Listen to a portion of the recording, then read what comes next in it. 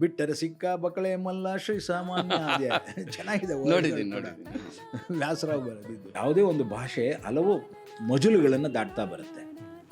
ಆ ಮಜಲುಗಳನ್ನು ದಾಟಬೇಕಾದ್ರೆ ನಮ್ಮ ಹಳ್ಳಿಯಲ್ಲಿ ನಾವು ಮಾತಾಡುವ ಭಾಷೆಗೂ, ಸಾರ್ವಜನಿಕವಾಗಿ ಸಂಪರ್ಕಕ್ಕೆ ಬರುವಂತಹ ಭಾಷೆಗೂ, ವೇದಿಕೆ ಮೇಲೆ ಮಾತಾಡುವ ಭಾಷೆಗೂ, ತಮ್ಗೆ ಹೇಳಿದೆ ಎಚ್ ಎಸ್ ವೆಂಕಟೇಶ್ ಮೂರ್ತಿ ಅವರು ಇದು ಬರ್ಕೊಟ್ಟಾಗ ನನಗೆ ಸಂಭಾವನೆ ಕೊಡೋಕ್ಕಾಗಲ್ಲ ಅಂದರೆ ಸಂಭಾವನೆ ಇದೆಯಲ್ಲ ಅಷ್ಟು ಸಾಕು ಅಂದಿದ್ರು ಅಲ್ವಾ?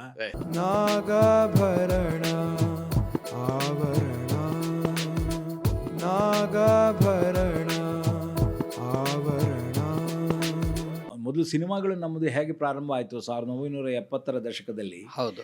ಸಿನಿಮಾಗಳು ನ್ಯೂ ವೇವ್ ಅಂತ ಏನು ಶುರು ಮಾಡಿದ್ವಿ, ಅದರಲ್ಲಿ ಎಲ್ಲರೂ ಕೆಲಸಕ್ಕೋಸ್ಕರ ಮಾಡ್ತಾ ಇದ್ವಿ, ಆ ಆಶಯಕ್ಕೋಸ್ಕರ ಕೆಲಸ ಮಾಡ್ತಾ ಇದ್ವಿ. ಇಲ್ಲೂ ಅದೇ ರೀತಿ ಮಾಡಿದ್ವಿ. ನೀವು 69ನೇ ಇಸ್ವಿಲಿ ಅಲ್ವಾ ಈ ಫೀಲ್ಡ್ಗೆ ಬಂದಿದ್ದು, ಅಂದರೆ ವಿಜುವಲ್ ಮೀಡಿಯಾಕ್ಕೆ ಬಂದಿದ್ದು ತಾವು? ರಂಗಭೂಮಿಗೆ ಬಂದದ್ದು 68 69. ಸಿನಿಮಾ 70ರಿಂದ ರಂಗಭೂಮಿ, 72ರಿಂದ ಸಿನಿಮಾ. ಅಂದರೆ ನೀವು ನಿಮಗೂ 15 ವರ್ಷ ತಗೊಳ್ತು ಇಲ್ಲಿ ಕಿರುತೆರೆಗೆ ಬರೋದಕ್ಕೆ. ಯಾಕೆ ನಾನು ಆಗ ಸಿನಿಮಾದಲ್ಲಿ ನಮ್ಮ ಕಾರ್ನಾಡರು, ಕಾರಂತರು ಇವರು ಯಾರ್ಯಾವ ಸಿನಿಮಾ ಮಾಡಿದ್ರು ಅದೆಲ್ಲದಕ್ಕೂ ನಾನೇ assistant, associate, art director, costume designer ಹಿಂಗಾಗ್ಬಿಟ್ಟಿದ್ದೆ. ಸೊ ಕೆಲಸ ಮಾಡ್ತಾ ಮಾಡ್ತಾ ಏನಾಗ್ತಿತ್ತು, ನನಗೆ ಸಿನಿಮಾ ಬಹಳ ಮುಖ್ಯವಾಗ್ತಾ ಇತ್ತು. ಹಾಗಾಗಿ 75ಅಲ್ಲಿ ಒಂದು ಸಿನಿಮಾ ಶುರು ಮಾಡಿ 79ಗೆ ಅದನ್ನು ರಿಲೀಸ್ ಮಾಡಿದೆ. ಅಂದರೆ ಸೆನ್ಸಾರ್ ಮಾಡಿಸಿ ಅದಕ್ಕೆ 2 ನ್ಯಾಷನಲ್ ಅವಾರ್ಡ್ ಬಂತು. ದಟ್ ವಾಸ್ ಗ್ರಹಣ. ಹಾಗಾಗಿ 79ರಿಂದ ನಾನು ಸಿನಿಮಾ ಅಂದರೆ ದೃಶ್ಯ ಮಾಧ್ಯಮಕ್ಕೆ ಬಂದುಬಿಟ್ಟಿದ್ದೆ. ಇದು 86ರಲ್ಲಿ ಬಂದಿದ್ದು. 10 ವರ್ಷ ಇದೆ. ಬಟ್ ಕೆಲವು ಅಷ್ಟರೊಳಗೆ ನಿಮಗೆ ನ್ಯಾಷನಲ್ ಅವಾರ್ಡ್ ಕೂಡ ಬಂದುಬಿಟ್ಟಿತ್ತು. ಸೊ ಅದರಿಂದ ಎಷ್ಟೋ ಜನ ಸಿನಿಮಾ ಮಾಡೋರೆಲ್ಲ ಟೆಲಿವಿಷನ್ ಮಾಡ್ತಾರಾ ಅಂತೆಲ್ಲ ಕೇಳಿದ್ದು ಉಂಟು. ಬಟ್ ನಾವು ಮಾಡಿದ್ವಿ, ಯಾಕೆಂದರೆ ನಮಗೆ ಬೇಕಾಗಿತ್ತು. ಇದು ದೃಶ್ಯ ತರ್ಕೊಳ್ಳೋದು ಒಬ್ಬೊಬ್ಬರಿಗೆ ಒಂದೊಂದು ರೀತಿ ವಿಜುವಲೈಸೇಷನ್ ಇದೆಯಲ್ಲ, ಅದು ಪ್ರತಿಯೊಂದು ಮಾಧ್ಯಮದ ಒಂದು ಸಾಧ್ಯತೆಗಳು, ಅದನ್ನು ನಾವು ಮಾಡ್ತಾ ಹೋದ್ವಿ. ಎಸ್ಪೆಷಲಿ ನಾನು ಇಷ್ಟು ಶೂಟಿಂಗ್ ಹೇಳಿದ್ನಲ್ಲ, ಹೌದು, ಒಂದು ದಿವಸಕ್ಕೆ ಒಂದು ಎಪಿಸೋಡು ಅಥವಾ 2 ದಿವಸಕ್ಕೆ 2 ಎಪಿಸೋಡು, ಈ ಥರದ್ದೆಲ್ಲ ಮಾಡ್ಕೊಂಡು ಬಂದ್ವಲ್ಲ. ಇದರ ಟೆಲಿಕಾಸ್ಟ್ ಶುರುವಾಗಿದ್ದು 7 ಏಪ್ರಿಲ್ 86. ತಂದೆ ಫಸ್ಟ್ ಎಪಿಸೋಡ್ ಬಂತು ನಮ್ಮಲ್ಲಿನಲ್ಲಿ. ತಂದೆ ಅಂತ ಲೋಕನಾಥ್ ಮಾಡಿದರು. Sensational hit. ಏನು ಹಿಟ್ ಆಗೋಯ್ತು ಅಂದರೆ ಎಲ್ಲರೂ ಖುಷಿಯಾಗ್ಬಿಟ್ವಿ ನಾವು. ಸೊ ಪ್ರತಿಯೊಂದು ಕತೆಗೂ ಅದೇ ರೀತಿಯ ಒಂದು ಬೇರೆ ಬೇರೆ ನಟರುಗಳು, ಬೇರೆ ಬೇರೆ ರೀತಿಯ ಕತೆ, ಬೇರೆ ಬೇರೆ ಎಮೋಷನ್ಗಳಿದ್ದಂತಹ ಕತೆಗಳನ್ನು ನಾವು ಸೆಲೆಕ್ಟ್ ಮಾಡಿದ್ದು. ಎಲ್ಲ ಲೇಖಕಿಯರ ಕತೆ, ಅದೊಂದು ದೊಡ್ಡ ಲಿಸ್ಟೇ ಇದೆ ಲೇಖಕಿಯರದು, ಆಮೇಲೆ ಹೇಳ್ತೇನೆ ಅದನ್ನು. ಸೊ ಅದು 7 ಏಪ್ರಿಲ್ 86 ಟೆಲಿಕಾಸ್ಟ್ ಸ್ಟಾರ್ಟ್ ಆಯಿತು. ಮುಗಿದದ್ದು 30/6/86ಕ್ಕೆ. 30/6/86 ಸೋಮವಾರ ಬರೋದಿದು. ಒಂದೇ ದಿವಸ, ಸೋಮವಾರ ಸಾಯಂಕಾಲ 8ರಿಂದ 8:15. Prime time. ಪ್ರೈಮ್ ಟೈಮ್ ಅಂತ ಏನು ಹೇಳ್ತೀವಿ, ಇದು ನಡೀತಾ ಇರೋದು. ಸೊ ನಿರಂತರವಾಗಿ ನಡೀತಾ ಇತ್ತು ನಮ್ಮದು. ಸೊ ಒಂದು ಅರ್ಥದಲ್ಲಿ ನಮ್ಮಲ್ಲಿ SK ಶೇಷಾದ್ರಿ ಅವರ ಕನಸಿತ್ತು. ಅದನ್ನು ನಾಗಾಭರಣ ನನಸು ಮಾಡ್ದ. 13 ಎಪಿಸೋಡ್ ಆಯಿತು. ಆದರೆ ಇನ್ನು 13 ಯಾರು ಮಾಡೋದು? ಅದೇನೇ ಕೇಳೋಣ ಅಂತಿದ್ದೆ ನಾನು. ನನಗೆ ಸಿಕ್ಕಿರೋ ದಾಖಲೆಗಳ ಪ್ರಕಾರ ನೀವೇ ಕಂಟಿನ್ಯೂ ಮಾಡಬೇಕಾಗಿತ್ತು, ತಾವು ಮಾಡಲಿಲ್ಲ. ಅದು ನಮ್ಮ ಹಿರಿಯ ನಟಿ ಆರ್ತಿ ಅವರ ಬಗಲಿಗೆ ಹೋಯ್ತು ಅಂತ ಇತ್ತು. ಅದ್ರ ಬಗ್ಗೆ ದಯವಿಟ್ಟು ತಿಳಿಸಿ ಸ್ವಲ್ಪ. ಶೇಷಾದ್ರಿಗಳು ಒಂದು ಮಾತು ಕೊಟ್ಬಿಟ್ಟಿದ್ರು ಆರ್ತಿ ಅವರಿಗೆ. ಆರ್ತಿ ಅವರು ಒಂದು ಟರ್ಮಾಯಿಲಲ್ಲಿದ್ದಾಗ ನೀವೇನಾದರೂ ಮಾಡಬೇಕು, ನನ್ನ ಇದನ್ನೇ ವರ್ಕ್ ಮಾಡಿ ಅಂತ. ಅವ್ರು ಆ್ಯಕ್ಟ್ ಮಾಡಲ್ಲ ಅಂತ ಹೇಳಿದ್ರು. ಸೊ ಹಾಗಾದರೆ ಡೈರೆಕ್ಟ್ ಮಾಡಿ ಅಂತ ಏನೋ ಇವ್ರಿಗೆ ಒಪ್ಕೊಂಡ್ಬಿಟ್ಟಿದ್ರು. ನಾನು ಒಪ್ಕೊಂಡ್ಬಿಟ್ಟಿದ್ದೀನಿ, ದಯವಿಟ್ಟು ಏನು ಮಾಡಲಿ ಅಂತ ನನ್ನ ಹತ್ರ ಬಂದು ಕೇಳಿದ್ರು. ನಮ್ಮ ಸ್ವಭಾವ ಗೊತ್ತಿದೆಯಲ್ಲ, ಶಂಕರ್ನಾಗಿಗೆ ನೀ ಮಾಡಯ್ಯ ಅಂತ ಮಾಲ್ಗುಡಿ ಬಿಟ್ಟು. ಸೊ ಅಂಥದ್ರಲ್ಲಿ ಇದನ್ನು ಬಿಡಲ್ವಾ, ಅದಕ್ಕೆ ಐ ಸೆಡ್ ಓಕೆ ಮಾಡಲಿ ಅವರು ಅಂತ. ಸೊ ಅವರು 13 ಎಪಿಸೋಡ್ಗಳನ್ನು ಅವರು ಡೈರೆಕ್ಟ್ ಮಾಡಿದ್ರು. ನಮ್ಮಲ್ಲಿ ಕಂಟಿನ್ಯೂಷನ್ನು. ಅದು 28/7/86ಕ್ಕೆ ಪ್ರಾರಂಭ ಆಯಿತು. ಶೂಟಿಂಗಾ? ಇಲ್ಲ, ಟೆಲಿಕಾಸ್ಟ್. ಇದ್ರ ಮಧ್ಯೆ ಶೂಟಿಂಗ್ ಶುರುವಾಗಿತ್ತು. ಅಂದರೆ ಅವರಿಗೆ ಮೊದಲೇ ಗೊತ್ತಿತ್ತು ಈ ಸೀರಿಯಲ್ ಮುಂದೆ ಕಂಟಿನ್ಯೂ ನಾನು ಮಾಡ್ತೀನಿ. ಮತ್ತೆ ಕತೆಗಳೆಲ್ಲ ರೆಡಿ ಮಾಡ್ಕೋಬೇಕಲ್ಲ. ನಾನು ಕತೆ ಮಾಡಿಬಿಟ್ಟಿದ್ನಲ್ಲ. ಓಹೋ, ಕತೆ 40 50 ಕತೆಗಳು ರೆಡಿ ಆಗಿಬಿಟ್ಟಿತ್ತು.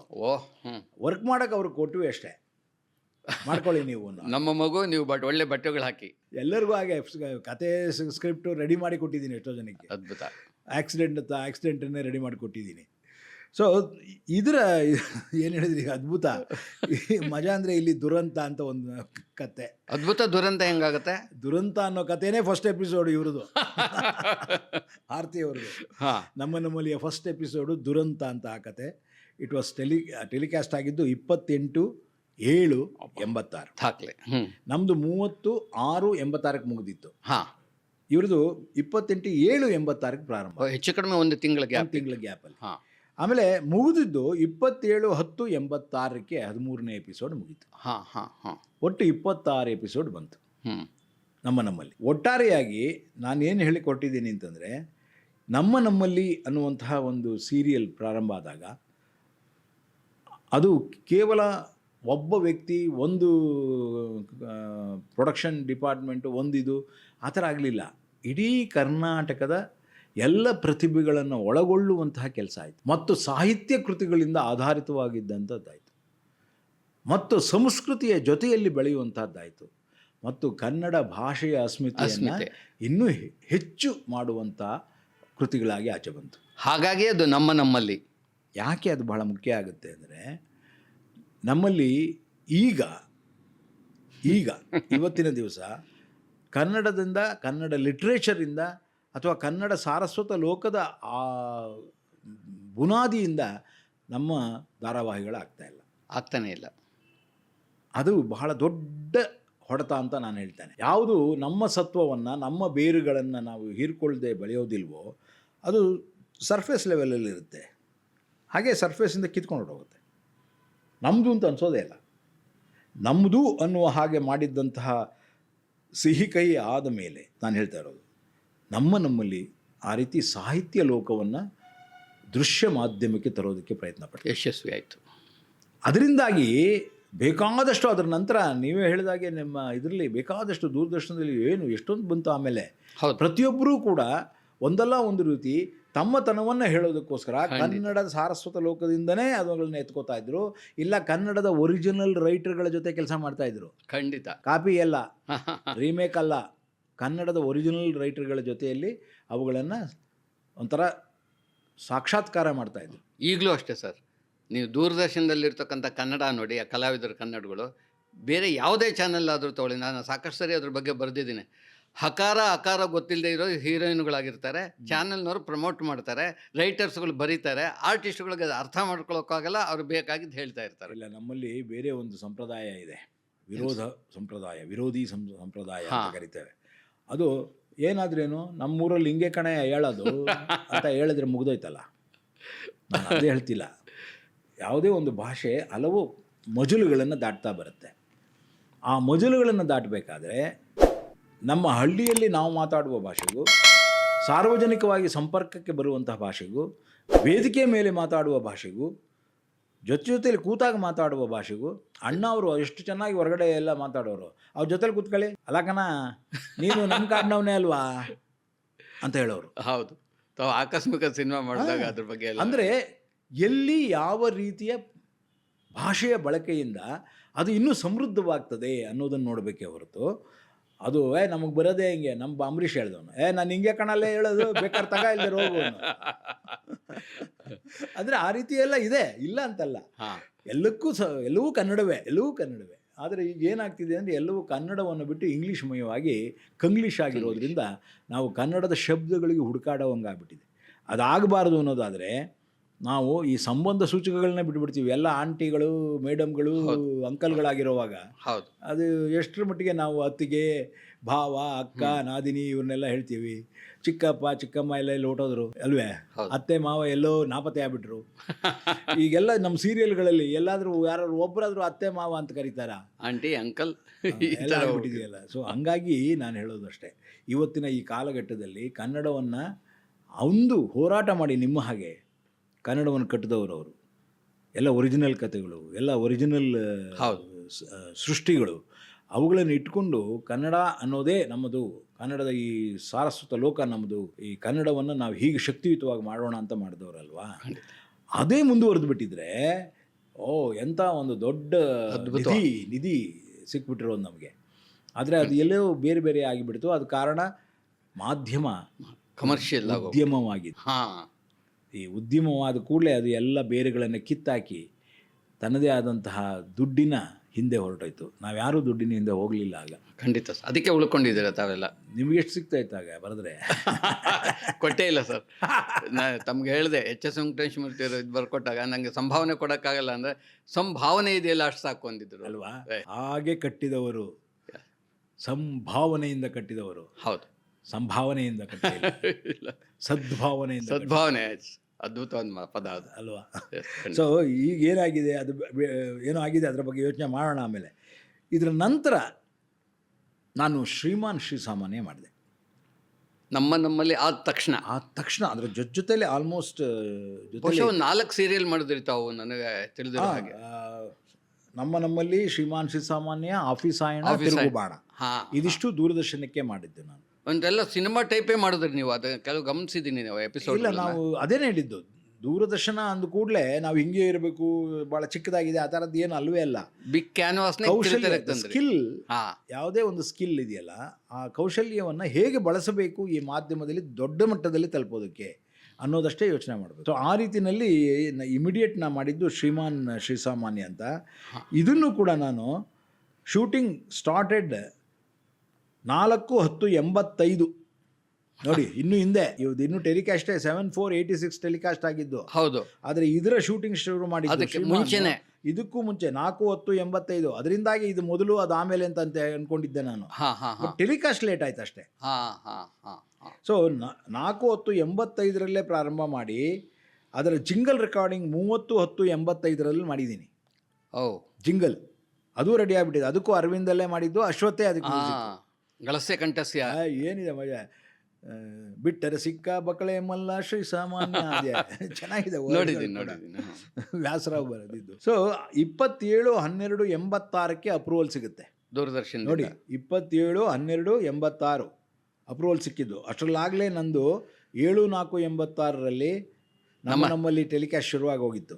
ಅಪ್ರೂವ್ಡ್ ಬಂದ ಮೇಲೆ ಶೂಟಿಂಗ್ ಶುರು ಮಾಡಿದೆ, ಯಾಕೆಂದರೆ ನನಗೆ ದುಡ್ಡು ಬೇಕಲ್ಲ, ಅಪ್ರೂವಲ್ ಇಲ್ಲದೆ ಬರೋಕ್ಕಾಗಲ್ವಲ್ಲ. ಅದು ನಂದೇ ಪ್ರೊಡಕ್ಷನ್ ಅಂತ ನಾನು ಅಂದ್ಕೊಂಡಿರೋ. ಶ್ರುತಾಲಯನ ಅಲ್ಲ, ಶ್ರುತಾಲಯ ಪ್ರೆಸೆಂಟ್ ಮಾಡಿದ್ದು, ಬಟ್ ಮಾನ್ ಅವರು ಅದನ್ನು ಮಾಡಿ, ಮಾರ್ಕೆಟಿಂಗ್ ಅಸೋಸಿಯೇಷನ್ ಮಾರ್ಕೆಟಿಂಗ್ ಡಿವಿಷನ್, ಹೌದು, ಅವ್ರದ್ದೇ ಒಡಿಸ್ಸಿ ಅಂತ ಒಂದು ಕಂಪನಿಯನ್ನು ಓಪನ್ ಮಾಡಿ, ಹೌದು, ಅವರು ಹೊಸ ಕ್ಯಾಮ್ರಾಗಳನ್ನ, ಹೊಸ ಎಡಿಟರ್ನ, ಯಾವ ರೀತಿ ಭಾಳಷ್ಟು ಹೊಸ ಇದಾಗಿ ಒಂದು ಪ್ರೊಡಕ್ಷನ್ ಕಂಪನಿ ಥರ ಪ್ರೊಡಕ್ಷನ್ ಯೂನಿಟನ್ನು ಪ್ರಾರಂಭ ಮಾಡಿದ್ರು. ಅದಕ್ಕೆ ಇದನ್ನು ಮಾಡಿದೆ. ಏನು ಮಜಾ ಇದೆ ಅಂದರೆ, ಅದರಲ್ಲಿ ಯಾರಿಗೂ ಲಾಸ್ಟ್ ಟೈಮ್ ಹೇಳಿದೆ ಅಂತ ಕಾಣುತ್ತೆ, single tube camera, double tube camera, white balance ಮಾಡದೆ ಶೂಟಿಂಗ್ ಮಾಡಿ ಇಡೀ ದಿವಸ ವೇಸ್ಟ್ ಆಗಿಬಿಟ್ಟಿತ್ತು. ರಾಸು ವೆಂಕಟೇಶ್ ಜೊತೆ ಮಾತಾಡ್ಬೇಕಾದ್ರೆ ಅದನ್ನು ಗಮನಿಸಿದ್ದೆ. ಹೌದು. ಸೊ ಆ ತರಹದಲ್ಲಿ ಅದನ್ನು ಪ್ರಾರಂಭ ಮಾಡಿದ್ದು. ಅಂದರೆ 19 ಫೆಬ್ರವರಿ 87 ಶೂಟಿಂಗ್ ಶುರು ಮಾಡಿ ರೆಡಿ ಮಾಡಿ, ಅದನ್ನು 23/3/87 ಟೆಲಿಕಾಸ್ಟ್ ಶುರುವಾಗುತ್ತೆ. 23/3/87. ಇದರ ರೈಟರು MP ಮನೋಹರ ಚಂದ್ರನ್ನು, ರಿಚರ್ಡ್ ಲೂಯಿಸು. ಯಾಕೆಂದ್ರೆ ಕಾಮಿಡಿ ಓರಿಯೆಂಟೆಡ್ ಇರಬೇಕು ಅನ್ನೋದು ಉದ್ದೇಶ. ಹಾಸ್ಯದ್ವಯ ಮಾಡಿದವರೆಲ್ಲ ಯಾರು ಅಂದ್ಕೊಂಡ್ರಿ? TS Nagabharana main actor, Sudha Narasimharaju, Jyothi, HG Somashekar Rao, Shankar Rao, Sudheendra, Shankanada ಅರವಿಂದೋ, ಡಿಂಗ್ರಿ ನಾಗರಾಜ, ಶ್ರೀರಂಗ, ಜೆರ್ರಿ ಅನಂತರಾಮ್, HA ರಂಗನಾಥ್, ಹೀಗೆ ಆಮೇಲೆ ಎಲ್ಲೋ ಒಂದಷ್ಟು ಜನ ಆ ಕಾಲದ ಪಂಟ್ರು. ಹೌದು, ಅವರಷ್ಟು ಜನ ರಂಗಭೂಮಿಯವರು, ಇಲ್ಲ ಇಲ್ಲಿ ನಮ್ಮ ಜೊತೆ ಇದ್ದವ್ರು, ನನ್ನ ಜೊತೆಗಾರರು, ಯಾಕೆಂದರೆ ಯಾರಿಗೂ ದುಡ್ಡು ಕೊಡೋಕ್ಕಾಗಲ್ಲ. ಸೊ ಅವರಷ್ಟು ಜನರನ್ನು ಬಳಸ್ಕೊಂಡು ಶ್ರೀಮಾನ್ ಶ್ರೀಸಾಮಾನ್ಯ ಮಾಡಿದೆ. 13 ಎಪಿಸೋಡೆ. ಅಂದರೆ ಇದೆಲ್ಲ ಬೆಂಗಳೂರು ಬೇಸ್ಡ್ ಆಗಿ ಆಯ್ತಾ? ಎಲ್ಲ ಬೆಂಗಳೂರು ಬೇಸ್ಡ್. ಕಾಮಿಡಿ ಆದ್ದರಿಂದ MP ಮನೋಹರ್ ಚಂದ್ರನ್ ಅದರ thought and concept and creator. Dialogue Richie ಮತ್ತು ಇವರಿಬ್ಬರು ಸೇರ್ಕೊಂಡು ಒಂದು ಚೋಳು ವರ್ಕ್ ಮಾಡ್ತಾಯಿದ್ರು. ನಾನು ಅದನ್ನು ಇನ್ನೊಂದು ಸ್ವಲ್ಪ ಅದನ್ನು ಇಂಪ್ರೂವೈಸ್ ಮಾಡ್ತಾಯಿದ್ದೆ. ಮಜಾ ಅಂದರೆ it was centred on Rajanna ಅಂತ ಒಬ್ಬ ಶ್ರೀಸಾಮಾನ್ಯನ ಸುತ್ತಾ ಇತ್ತದು. ರಾಜಣ್ಣನ ತಲೆನೋವು, ರಾಜಣ್ಣ ಬಾರ್ಬರ್, ಪಿತಾಪತಿ ರಾಜಣ್ಣ, ತಿರುಪತಿ ರಾಜಣ್ಣ, ಗೂಢಚಾರಿ ರಾಜಣ್ಣ, ರಾಜಣ್ಣನ ಅಡಿಗೆ, ರಾಜಣ್ಣನ ಬಡ್ತಿ, ರಾಜಣ್ಣನ ಸಲಹೆ, ನಾಗರಾಜ ಆಶಾ ಮದುವೆ, ವಿಷಕಂಠಯ್ಯನ ಕುಟುಂಬ, ಬಾಸ್ ಫ್ಯಾಮಿಲಿ, ವಠಾರದಲ್ಲಿ ರಾಜಣ್ಣ. ಈ 13 ಎಪಿಸೋಡ್ಗಳು, ಪ್ರತಿ ಎಪಿಸೋಡಲ್ಲೂ ನಗೆಯ ಬುಗ್ಗೆ ಹೇಳಬೇಕು ಅನ್ನೋದೇ ಉದ್ದೇಶ. It is not copy, original. Manohar Chandran ಅವರು ಬರೆದಂಥ ಒರಿಜಿನಲ್ ಕಾನ್ಸೆಪ್ಟ್ಗಳು, ಒರಿಜಿನಲ್ ರೈಟಿಂಗು, ಅವುಗಳನ್ನು ಇಟ್ಕೊಂಡು ಇಡೀ ಚಿತ್ರಕಥೆ ಮತ್ತು ಸಂಭಾಷಣೆ ಇವುಗಳನ್ನೆಲ್ಲ ಒಟ್ಟಿಗೆ ಸೇರಿ ಮಾಡಿ ನಾವು ಈ ಶ್ರೀಮಾನ್ ಶ್ರೀಸಾಮಾನ್ಯವನ್ನು ಪ್ರೆಸೆಂಟ್ ಮಾಡಿದ್ವಿ. ಇಲ್ಲಿ ಡಾಕ್ಟರ್ ರಾಜ್ಕುಮಾರ್ ಪ್ರಭಾವ ಜಾಸ್ತಿ ಇದ್ದಾಗಿದೆಯಲ್ಲ, ಯಾಕೆ? ಎಲ್ಲದರೊಳಗೂ ರಾಜಣ್ಣ ನನ್ನ ಹೆಸರೇ ರಾಜಣ್ಣ ಇಟ್ಕೊಂಡಿದ್ದೆ ಅಲ್ಲ. ಆಗ ಅವ್ರಿಗೂ ಸಿನಿಮಾ ಮಾಡ್ತಾ ಇದ್ದೆ. ಹಾಗಾಗಿ ಸೊ 23/3/87 ಟೆಲಿಕಾಸ್ಟ್ ಶುರುವಾಗಿದ್ದು 22/6/87 ಮುಗಿಯುತ್ತೆ. ಇಲ್ಲಿವರೆಗೆ ಶ್ರೀಮಾನ್ ಶ್ರೀಸಾಮಾನ್ಯ ನಿರಂತರವಾಗಿ ನಡೆಯುತ್ತೆ. ಒಂದು ಹೊಸ Wave. ಲುಕ್. ಯಾಕೆಂದ್ರೆ ಮೊದಲು ಲೇಖಕಿಯರ ಜೊತೆ, ಎರಡನೇದು ಹಾಸ್ಯದ ಜೊತೆ, ಹಾಸ್ಯದ ಜೊತೆ ಹಾಸ್ಯದ ವೈರುಗಳು ಎಲ್ಲ ಸೇರಿ. ಒರಿಜಿನಲ್ ಸ್ಕ್ರಿಪ್ಟ್ಗಳನ್ನ ರೆಡಿ ಮಾಡಿ ಕಳಿಸಿದ್ದು. ಬಿಟ್ಟರೆ ಸಿಕ್ಕ ಬೊಕ್ಕಳೆ ಮಲ್ಲ ಶ್ರೀ ಸಾಮಾನ್ಯ, ಕೊಟ್ಟರೆ ಕೈಯ ಕಾಲು ಹಿಡಿವ ಶ್ರೀ ಸಾಮಾನ್ಯ.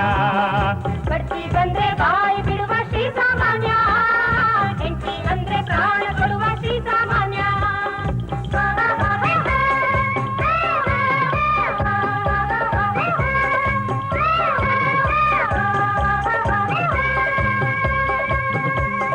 ಸಮಯಕ್ಕೊಂದು ಸುಳ್ಳು ಕೆಲ್ಸ ಮಾತ್ರ ಜಳ್ಳು, ಸಮಯಕ್ಕೊಂದು ಸುಳ್ಳು ಕೆಲ್ಸ ಮಾತ್ರ ಜಳ್ಳು. ಬುದ್ಧಿ ಬಹಳ ಚುರುಕು, ಬಾಯಿ ತುಂಬಾ ಹರಕು, ಬುದ್ಧಿ ಬಹಳ ಚುರುಕು, ಬಾಯಿ ತುಂಬಾ ಹರಕು. ಪರೋಪಕಾರಿ ಶ್ರೀಮಾನ್ ಶ್ರೀ ಸಾಮಾನ್ಯ, ಪರೋಪಕಾರಿ ಶ್ರೀಮಾನ್ ಶ್ರೀ ಸಾಮಾನ್ಯ. ಬಿಟ್ಟರೆ ಸಿಕ್ಕ ಬೊಕ್ಕಳೆ ಮಲ್ಲ ಶ್ರೀ ಸಾಮಾನ್ಯ, ಕೊಟ್ಟರೆ ಕೈಯ ಕಾಲ ಹಿಡಿವ ಶ್ರೀ ಸಾಮಾನ್ಯ.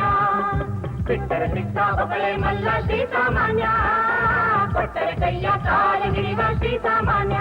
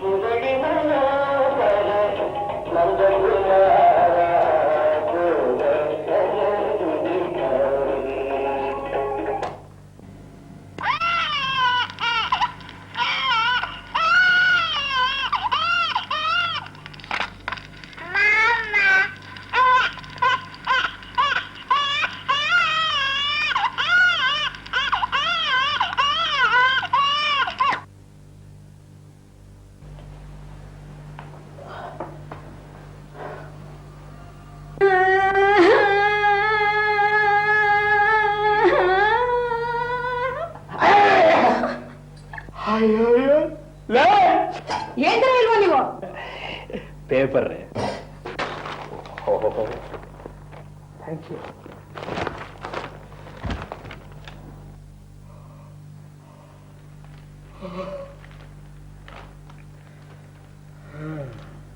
₹5 ಲಂಚ. 5 ರೂಪಾಯಿ ಲಂಚ ಸ್ವೀಕರಿಸಿದ ಗುಮಾಸ್ತನ ಬಂಧನ. ಭ್ರಷ್ಟಾಚಾರ ನಿರ್ಮೂಲನಕ್ಕೆ ಪ್ರಧಾನಿಯ ಕರೆ. ಶಾಸಕರ ಮಗನಿಂದ ಮೆಡಿಕಲ್ ಸೀಟಿಗೆ ಲಂಚ. ಇದು ಲಂಚ ಅಲ್ಲ, ವಿಶ್ವಾಸ ವಿಶ್ವಾಸ. ಅಯ್ಯೋ, ಇದು ಬ್ಯೂಟಿಫುಲ್. ಮೀನಿನಿಂದ ಚಕ್ಕುಲಿ ಖಾರ ಸೇವೆ.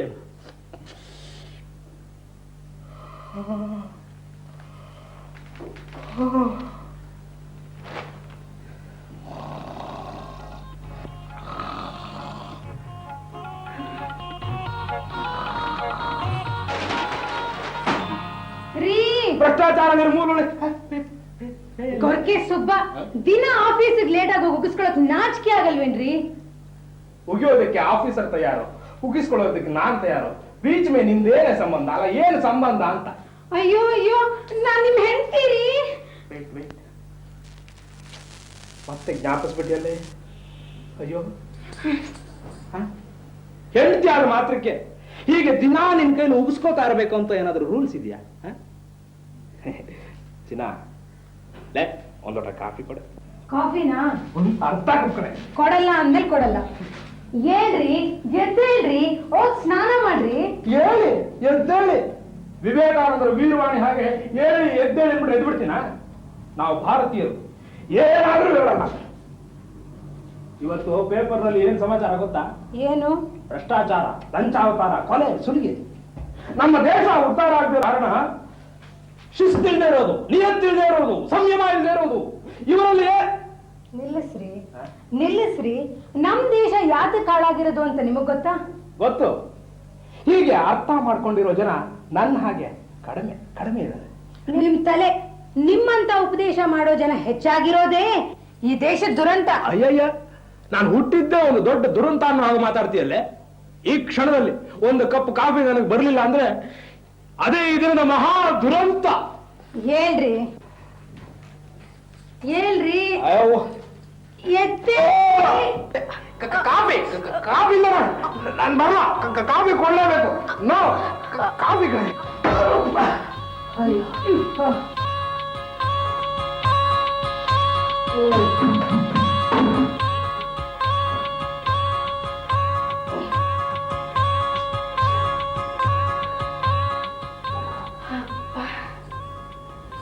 ಬೇಗ ಸ್ನಾನ ಮಾಡ್ಕೊಂಡ್ ಬನ್ರಿ. ಸರ್ ರಾಜಣ್ಣ ಭಾಯ್. ಓ ರಾಜಣ್ಣ ಭಾಯ್.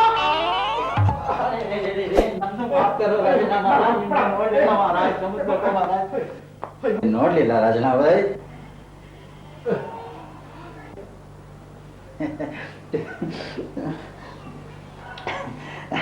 माफ कीजिए राजना भाई, माफ कीजिए, माफ कीजिए, माफ कीजिए, माफ कीजिए राजना भाई. ಏನು ತಪ್ಪು ತಿಳ್ಕೊಳ್ಬಾರ್ದು ರಾಜಣ್ಣ ಭಾಯ್.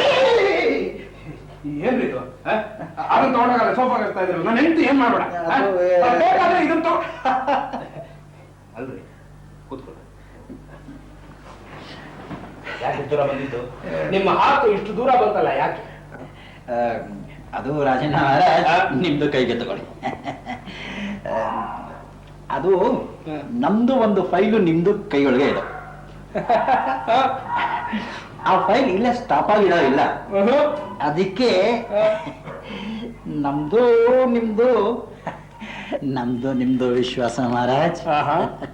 ವಿಶ್ವಾಸ ಪರವಾಗಿಲ್ಲ ಮಹಾರಾಜ್. ಅಯ್ಯಯ್ಯೋ, ನಮ್ದು ನಿಮ್ ಮನೆ ಒಳಗೆ ಬಂದಿದ್ದು ಏನು ಬೇಜಾರಿಲ್ಲ ಅಲ್ಲ ಮಹಾರಾಜ್? ಎಲ್ಲಾದ್ರೂ ಉಂಟೆ? ನೀವು ಹಗಲಾದ್ರೂ ಬನ್ನಿ, ರಾತ್ರಿ ಆದ್ರೂ ಬನ್ನಿ, ಯಾವಾಗ ಬೇಕಾದ್ರೂ ಬನ್ನಿ. ನಿಮಗೆ ಬೇಡ ಅಂತ ಹೇಳಿಕ್ ಸಾಧ್ಯವೇ? ಭಾಗ್ಯಾವ ಲಕ್ಷ್ಮೀ ಮಾರಮ್ಮ.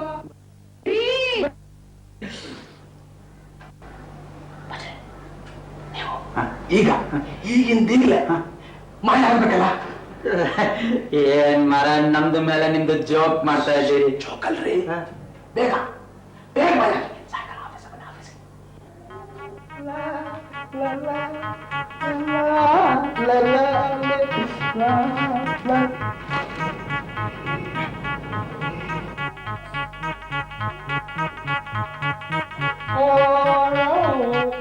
ಏನ್ರಿ ಅದು?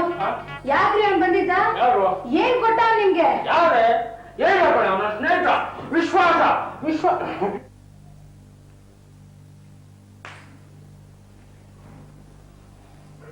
ಇದೇ ತಾನೇ ಅವ್ನು ಕೊಟ್ಟಿದ್ದು. ಏನ್ರಿ ಇದು? ಕಣ್ಕೊಂಡ್ರಲ್ವನೆ ಕಬಡ್ರು. ಆ ಭೀಮ್ಲಾಲು ಬಹಳ ಒಳ್ಳೆ ಮನುಷ್ಯ ಕಣೆ. ಒಂದು ಸಣ್ಣ ಕೆಲಸ ಬೇಗ ಮಾಡ್ಕೊಡ್ಬಿಡು ಅಂತ 500 ರೂಪಾಯಿ ಕೊಟ್ಟಿದ್ದಾರೆ ಕಣೆ. ಬಲುದಾರಾಳಿ ಅವನು ಹೊಟ್ಟೆ ಪಾಪ ತಣ್ಣಗಿರ್ಲಿ. ಥೂ ನಿಮ್ಮ, ನನ್ ಹೊಟ್ಟೆ ಉರಿತಾ ಇದೆಯಲ್ರಿ. ಅಲ್ಲ, 1 ನಿಮಿಷದ ಹಿಂದೆ ಭ್ರಷ್ಟಾಚಾರ ಲಂಚ ಅಂತೆಲ್ಲ ಭಾಷಣ ಬಿಗಿತಾ ಇದ್ರಲ್ಲ, ನಿಮ್ಮೆನ್ನು ನಿಮ್ಗೆ ಹೇಗ್ ಕಾಣ್ಬೇಕು? ನಾಚಿಕೆ ಆಗಲ್ಲ ನಿಮಗೆ ಲಂಚ ತಗೊಳ್ಳೋದಕ್ಕೆ? ಇದನ್ನ ಯಾರೇ ಲಂಚ ಅಂತ ಹೇಳಿದ್ದು? ಯಾರು ಉಂಡೆ? ವಿಶ್ವಾಸ ವಿಶ್ವಾಸ ಕಣೆ. ಪಾಪ ಭೀಮ್ಲಾಲು ಅಲ್ಲಿಂದ ಇಲ್ಲಿವರೆಗೂ ಬಂದಿದ್ದಾನೆ. ನನಗೋಸ್ಕರ ಒಂದು ಸಣ್ಣ ಕೆಲಸಕ್ಕೆ ಅವನು ಕೆಲಸ ಮಾಡ್ಕೊಳ್ಳೋದಾಗುತ್ತಾ?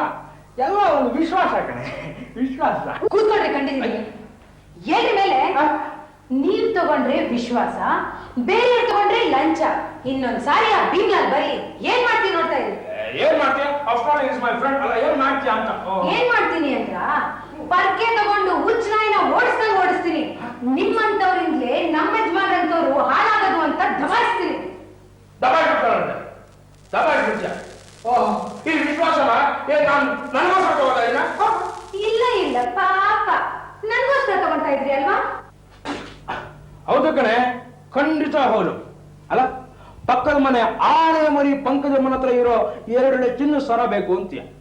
ಆ ಎದುರುಗಡೆ ಮನೆ ಜಿರಾಫೆ ಒಂದಮ್ಮನ ಹತ್ರ ಇರೋ ಕಲರ್ ಟಿವಿ ಬೇಕು ಅಂತೀಯ. ಸರ್ಕಾರದವರು ಬೇಡಿಕೆಗಳು ಹೆಚ್ಚಾಗದಾಗಿದ್ದಾಗೆ ಟ್ಯಾಕ್ಸ್ ಹಾಕಲ್ವಾ? ಹಾಗೆ ನಾವು ನಿಮ್ಮ ಸಲುವಾಗಿ ಈ ಜನರ ಮೇಲೆ ಆಗ್ತಾ ಇರೋ ಟ್ಯಾಕ್ಸ್ ವಿಶ್ವಾಸ ಕಡೆ. ಅಂತೂ ನನ್ ಮೂಲಕ್ಕೆ ಬಂದ್ರಲ್ಲ, ನನ್ಗದ್ ಯಾವ್ದು ಬೇಡ ರೀ. ಅದೆಲ್ಲ ಇರ್ಲಿ, ಮೊದಲು ಸ್ನಾನ ಮಾಡಿ. ಒಬ್ಳೆ ಹಬ್ಬಬ್ಬ, ದಿನ ಇವ್ರನ್ನ ಆಫೀಸ್ಗೆ ಹೊರಡ್ಸೋದೇ ಇಷ್ಟವಂತ್ರ. ಇನ್ ಇವ್ರ ಆಫೀಸ್ನಲ್ಲಿ ಇರೋ ಗತಿ ಏನೋ ದೇವ್ರಿಗೇ ಗೊತ್ತು. ಸೋಮ, ಮಂಗಳ, ಬುಧ, ಗುರುವಾರ. ಆಹಾ,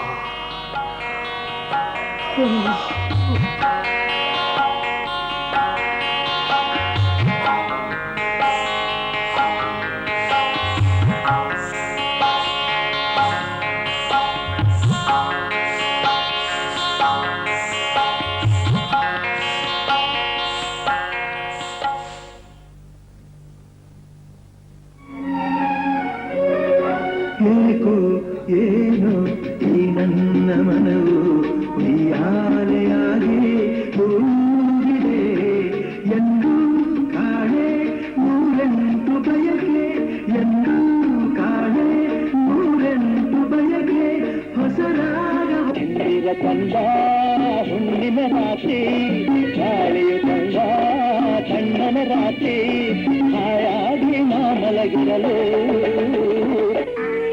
ಹತ್ತಿರ ಹತ್ತಿರ ಬರುವೆಯ ಬಳಿ ನೀನು ಬಂದಾಗ, ಕಣ್ಣೋಟ ಬೆರೆತಾಗ ಹೊಸ ಆಸೆ ನನ್ನೆದೆಯಲ್ಲಿ ಅರಳಿ ಅರಳಿ ಹೊಸತನವನ್ನು ಕಂಡೆ. ಕ್ಯಾ ಇಸ್ಮಾಯಿಲ್? ಚೋರ ನಾಗಾಜ್ ಬಾಯಿ, ಕ್ಯಾ ಪಾಗಲ್ ಆಗಿದ್ದಿ? ಆಫೀಸ್ಗೆ ಹೊತ್ತಾಯ್ತು, ಕ್ಯಾ ಲಡ್ಕಿದು ಫಿಕರು?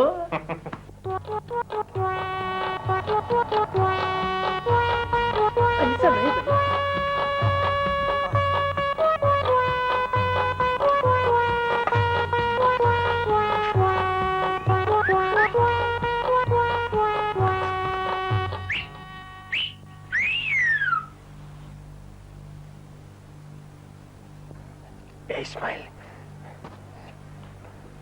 ನೀ ಹೋಗೋ. ಮೈ नहीं नहीं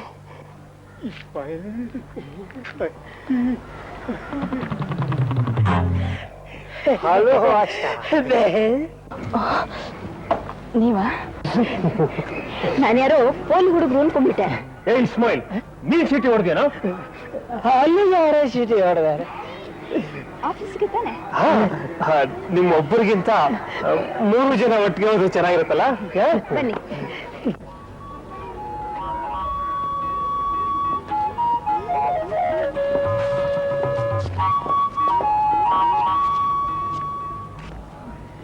ಸ್ವಾಮಿ, ತಳ್ಳಿ ತಳ್ಳಿ ಸತ್ವಿ, ಇನ್ನು ಗಾಡಿನೇ ಹೊರಡ್ಲಿಲ್ಲ.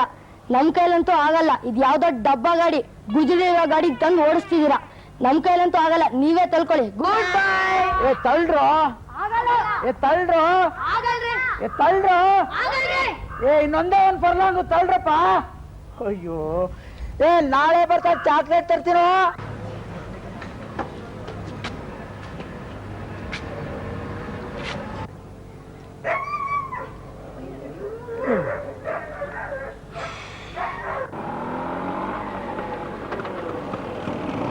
ಇಷ್ಟು ಗಂಟೆ ಟೈಮ್ ಸರಿಯಾಗಿ ದೇವ್ರು ಬಂದಾಗ ಬಂದ್ರಿ ಸರ್. ನಂಗೆ ಡ್ರಾಪ್ ಕೊಟ್ಬಿಡಿ ಸರ್.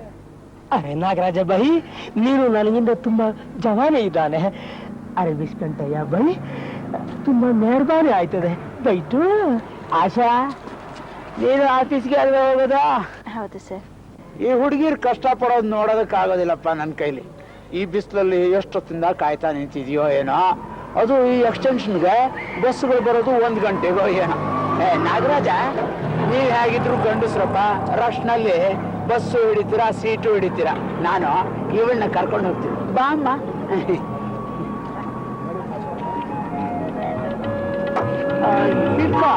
ಸ್ವಂತ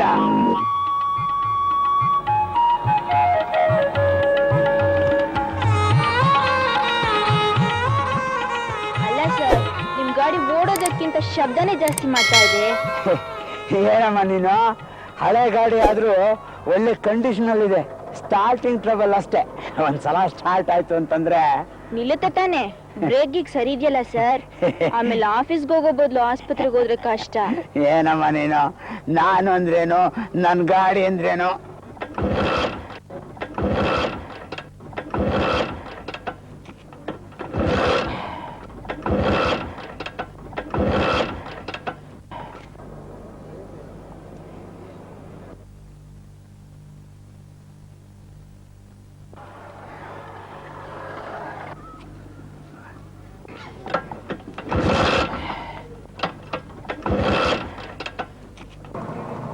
ಸ್ವಲ್ಪ ತಳ್ಳಿ. ನೀವು ಹೇಳಿದ್ಮೇಲೆ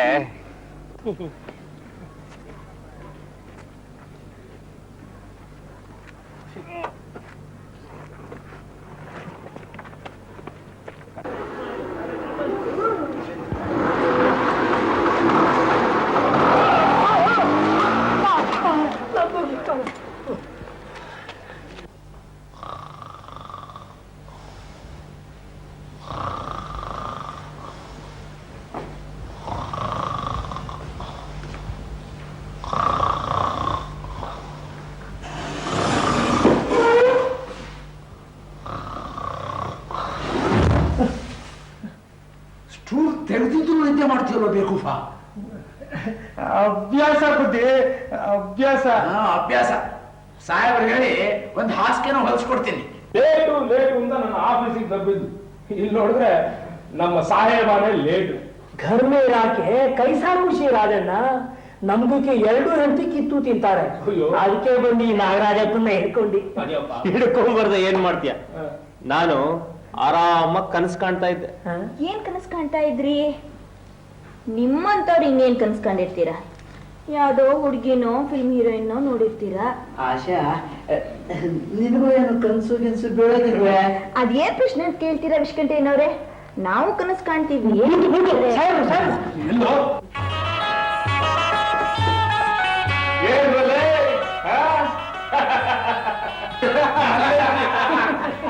ಏನ್ರಲ್ಲೇ ಸಾಹೇಬರು ಬಂದ್ರು ಅಂತ ತಿಳಿ ಗಾಬರಿ ಪಟ್ಬಿಟ್ರೇನೋ. ಹೀಗಾವು ನನ್ನ ಸಾಹೇಬ ಅಂತ ತಿಳ್ಕೊಂಡು ಮರ್ಯಾದೆ ಕೊಡಲ್ಲ. ಚಲೋ ಲೇ ವಲ್ಲೇಜಿ, ನೀನ್ ಯಾವ್ದ್ರಲ್ಲಿ ಕಮ್ಮಿನೋ? ಈ ಬೂಟು, ಈ ಸೂಟು, ಈ ಹ್ಯಾಟು ಎಲ್ಲಾದ್ರೂ ಸಾಹೇಬರನ್ನು ಮೀರಿಸ್ತೀಯ. ಲೇಟ್ ಆಗಿ ಬರೋದ್ರಿಂದ ಹಿಡಿದು ಲೇಟ್ ಅಂದ್ರೆ ನಾಪ್ಕೋದು. ಇಷ್ಟೊತ್ತಾದ್ರೂ ಇದ್ರಿದ್ರು ಸಾಹೇಬ ಇನ್ನು ಆಫೀಸ್ಗೆ ಬಂದಿಲ್ವೇ? ಅದೇ ಕಣೋ, ಈ ಕುಯ್ಕ ನನ್ನ ಮಗ ನಾನೇ ಲೇಟ್ ಆಗಿ ಬರ್ತಾನೆ, ಮೇಲೆ ನಮಗ್ ಜಬರ್ದಸ್ತ್ ಮಾಡ್ತಾನೆ. ಬರಾಬರಿ ಹೇಳಿದ್ವಿ ಬಿಡು ರಾಜಣ್ಣ. ಈ ಸಾಹೇಬ ಜುಗ್ ಕಳಿಸಿ ನನ್ನ ಮಗ ಅಕ್ಕಿ ಬ್ಯಾಗಿನೂ ಬಿಡ್ದಾರ ಲಂಚ ಹೊಡ್ಲಿಕ್ಕೆ ಹತ್ತಾನು. ಈ ಡುಬ್ಬನ್ ನಾವ್ ಯಾಕೆ ಎದುರ್ಕೋಬೇಕು? ಅಲ್ಲ, ನಾವ್ ಹೀಗೆ ಬೈತಾ ಇರೋದು ಅವ್ನು ಕೇಳಿಸ್ಕೋಬೇಕು. ಆಗ ಏನ್ ಮಜಾ ಇರುತ್ತೆ ಅಂತೀಯ? ಒಂದ್ ದಿವಸ ಹೀಗೆ ಮಾಡ್ಬೇಕು ಅವನಿಗೆ. ಸಾಹೇಬ, good morning sir. Good morning sir. Good morning sir.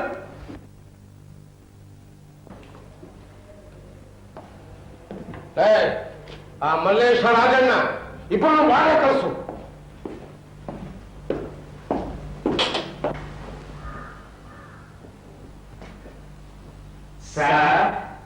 ಬಂದ್ರೆ ಒಳಗೆ.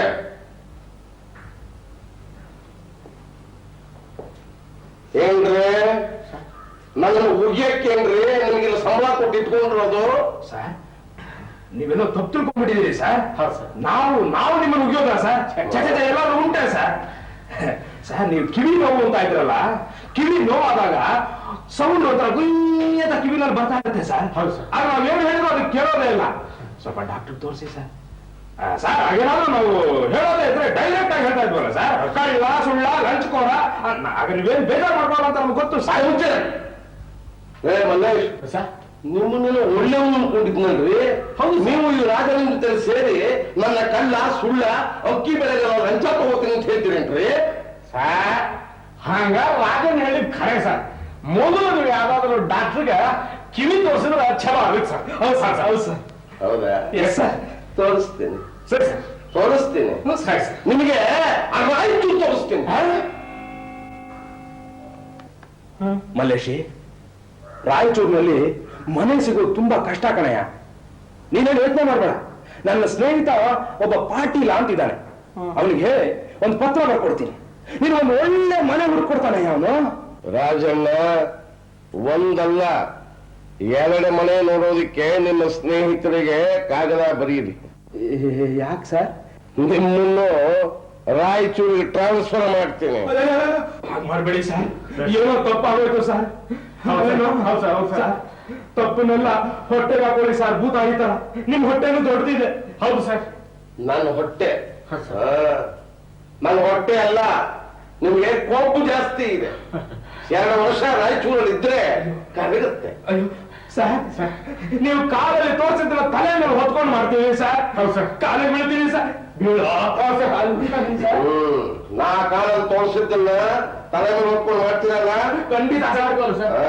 ಹಾಗಾದ್ರೆ ಅಲ್ಲಿ ನೋಡಿ, ಇವಿಷ್ಟು ಫೈಲ್ ತಗೊಂಡು ಹೋಗಿ ಇವತ್ತೇ ಅಟೆಂಡ್ ಮಾಡಿ ಎಲ್ಲಾ ಕೆಲಸ ಮುಗಿಸಿ ಆಮೇಲೆ ಮನೆಗೆ ಹೋಗಬೇಕು. ಇಲ್ಲದೆ ಹೋದ್ರೆ ರಾಯಚೂರು